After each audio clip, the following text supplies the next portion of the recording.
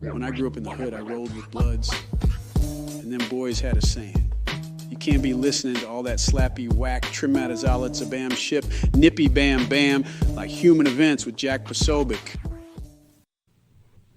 Jack Posobiec back live, Human Events Daily. Folks, I got to tell you, I like knowing exactly where my food comes from. And with Moink Box, that places from small family farms all across the country, you can help save the family farm and get access to the highest quality meat on earth when you join the Moink movement today.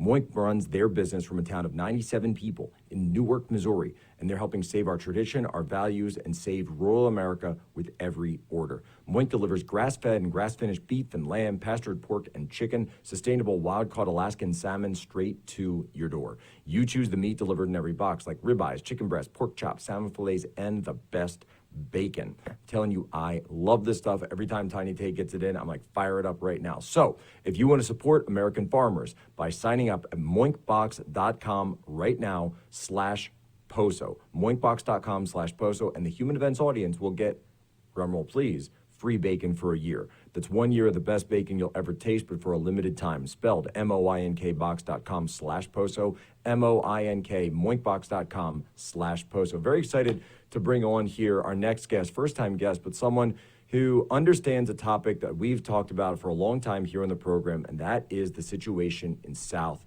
Africa. We now have on Dr. Ernst Roets, the executive director of the Afrikaner Foundation. Ernst, thank you so much for joining us here at Human Events. Thank you very much. It's a pleasure to be here.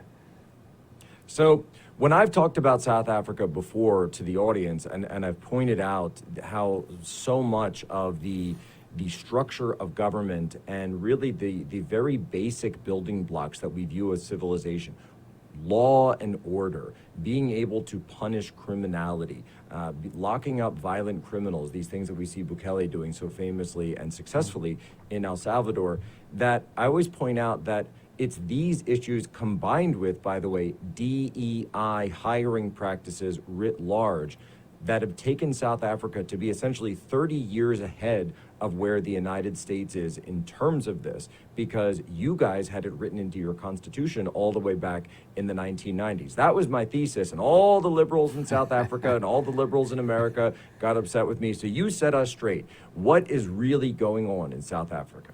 Well, thank you, Jack, and thank you for speaking about this topic. I know you've been talking about it for a while, and it's very important. Now, as the Afrikaner people in South Africa, we regard ourselves as Westerners, and it's very concerning to us to look at America and many Western European countries and countries in the West and see the type of policies that they are trying to implement or flirting with currently, because we have seen many of these policies having been implemented in South Africa for several decades now, and we are seeing the consequences thereof.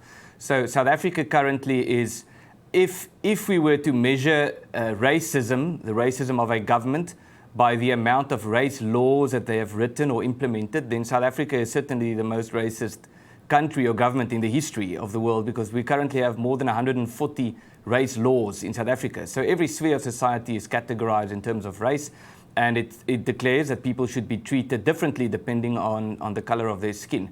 But it's a one-way streak. It's about discriminating against, in our case, minorities, especially the white minority, and using blaming the white minority especially for everything that's wrong with the country, using the white minority as a punching bag for politicians to gain political support, and then implementing these really destructive policy ideas, socialist policy ideas such as scrapping property rights or eroding property rights, and claiming that, yes, maybe there were some examples in the past where this hasn't worked, like the Soviet Union, Communist China, Zimbabwe, Venezuela, we can go down the list, but this time they're going to make it work. This time we should just trust them. And obviously there's never been an example of this working, and it's very concerning, and we believe the world should take note of what is happening in South Africa at the moment. And so when I look at this out, and you've established the Afrikaner Foundation, tell me what the purpose of the foundation is and why you've decided to fight back the way that you are. Well, we are actually, and strangely so, we are actually quite optimistic about our prospects in the sense that we have learned some very important lessons over the last few decades in South Africa, which includes the danger of being dependent on the government and what can happen to your community when the government decides to turn against you with a network of laws discriminatory policies and so forth. And so in response to this, what we have done is we have built up a network of community-based institutions called the Solidarity Movement. We have more than 50 institutions, community institutions, aimed at focusing on several aspects of a variety of aspects, including media institutions, labor institutions, educational institutions, and so forth. The list goes on. And so the Africana Foundation is the latest in this network of institutions, and our aim is especially to raise awareness internationally about what is happening in South Africa, to garner support for the work that these institutions are doing, whether it's cooperation agreements, whether it's policy influence, like getting the US to adopt a particular policy position on South Africa, and also fundraising. If there are people out there who support, for example, the building of a private Christian university in South Africa, to get these people on board and say, this is really happening. We have adverse circumstances, but we have learned that the way to survive such circumstances is for the community to get together. As Edmund Burke said, when bad men combine, the good must associate. And that is really the creed under which we are operating in South Africa at the moment.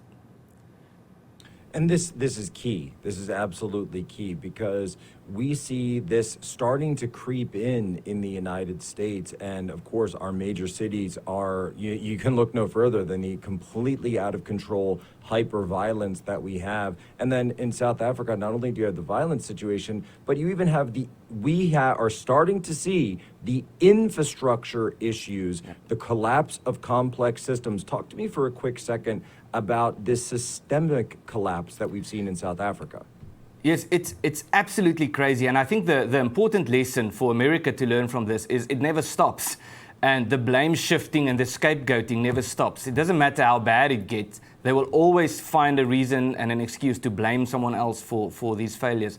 So our electricity supply is Eskom, which has a monopoly on electricity supply, or had a monopoly at least.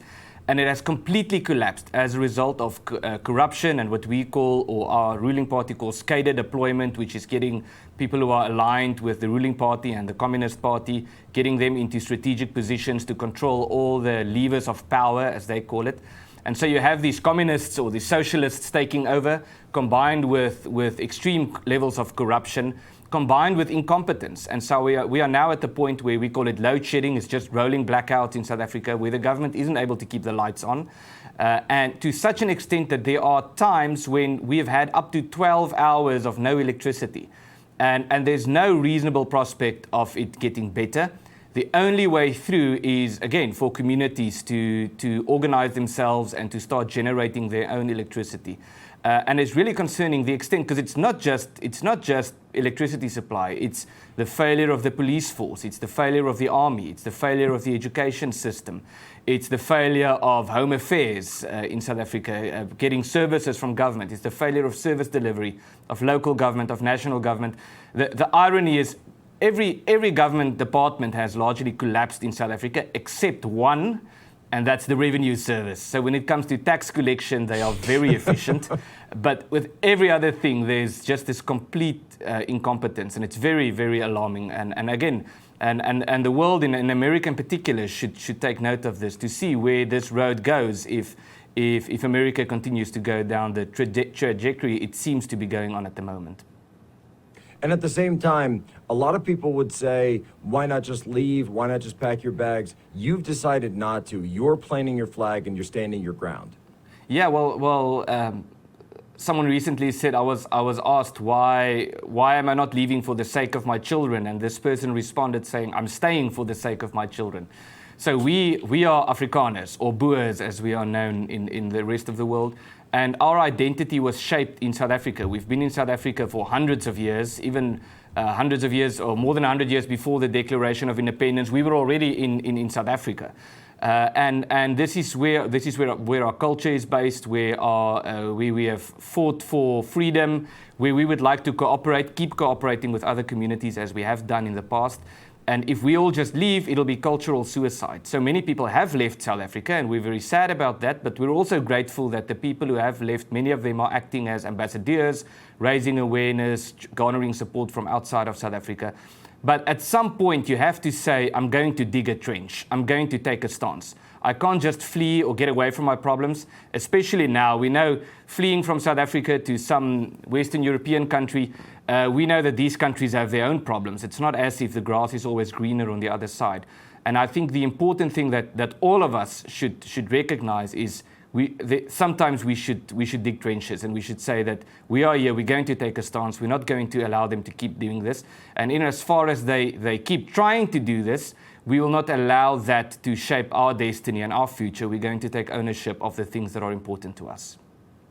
For 400 years, the Boer, the Afrikaner, has lived and developed in the country of South Africa, and the idea of walking away, I completely agree with that, because we keep hearing that in the United States. Oh, you're on stolen land, you're on stolen land. Excuse me, there was no one here before us. We built this country, we turned it to what it is. By the way, let people know, so you and I are, and I mentioned this the other day with Gavin Wax, you and I are going to be holding an event in New York City after the RNC, isn't that right?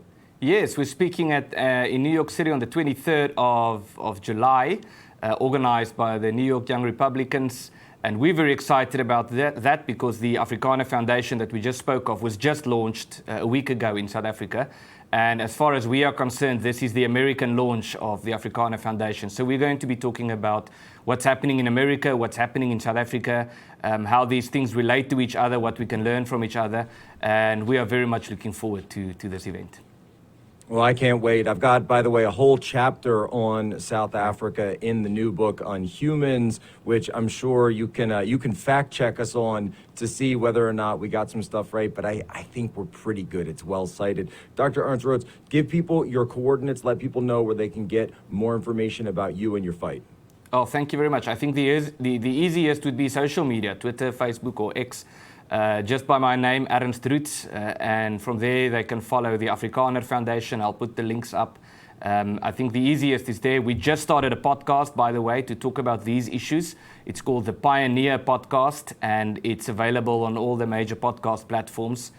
So I'd encourage people to go and look that up. And if they can't find that, they can just look at my social media, and I'll make sure the links are there. Plant your flag, stand your ground, fight for your people. That's what it's all about, folks. Dr. Ernst Roets, the Afrikaner Foundation. We'll be with him in New York in just a little bit. We're coming back here at Human Events Daily. Short break.